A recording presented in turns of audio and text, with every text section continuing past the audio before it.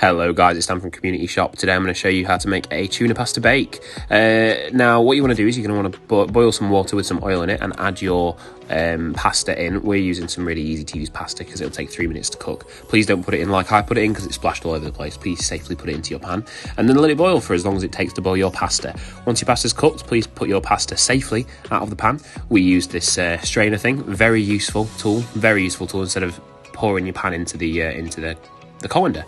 And then you want to put your pasta straight into the colander. Make sure it's nice and dried out a little bit, as you'll see demonstrated very nicely by me a little bit later on.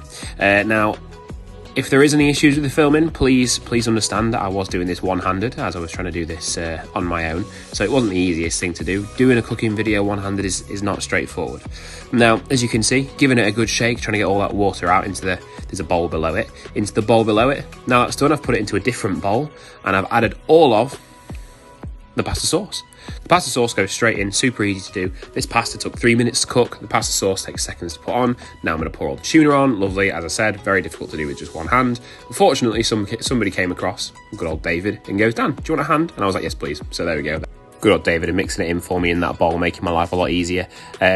Getting it all nice and coated, then it's going to go straight into our oven-proof.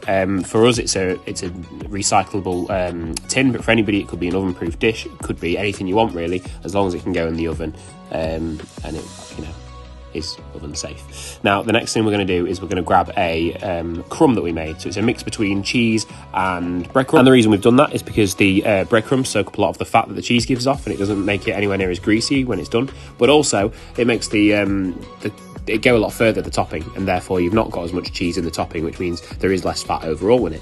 So yeah, that's going to go in the oven. We put it in for about 10-15 minutes. You just want it to go in until the top's golden brown, and then this is the outcome. Absolutely beautiful. Enjoy.